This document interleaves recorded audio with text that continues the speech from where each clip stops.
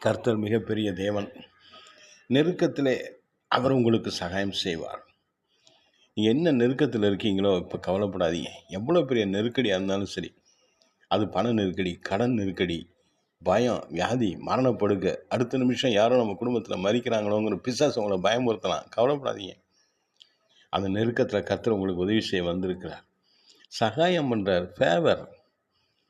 ஆண்டவர் உங்களுக்கு விடுதலை தருகிற தேவன். கர்த்தர் உங்களுக்கு சகாயம் தருகிற தேவன். கர்த்தர் உங்களை விடுவிக்கிற தேவன். கர்த்தர் உங்களை ஆசீர்வதிக்கிற தேவன். கர்த்தர் உங்களுக்கு போதுமானவராக இருக்கிறவர். உங்களை கைவிட மாட்டார். உங்களை வழி நடத்துவார். உங்களை பாதுகாப்பார். உங்கள் கண்ணீரை மாற்றுவார். இந்த வேலையில் கவலைப்படாதீங்க. தேவ சமூகம் உங்களோடு இருக்கிறது. கர்த்தரை மாத்திரம் நம்பி இருக்கிற நீங்கள் ஒரு நாளும் ஒரு வேலையும் யார்கிட்டையும் நீங்கள் நிற்க முடியாது. கர்த்தரை அனுமதிக்க மாட்டார். கர்த்தரை மாத்திரம் நம்பி இருக்கிற நீங்கள் ஒரு காலம் எந்த மனுஷன் முன்பாக எதற்காக எந்த நிலைமையில் வெட்கப்பட்டு போவதில்லை என்று கர்த்தருடைய வார்த்தை சொல்லுகிறது. ஆமென். அல்லேலூயா. கர்த்தர் நல்லவர்.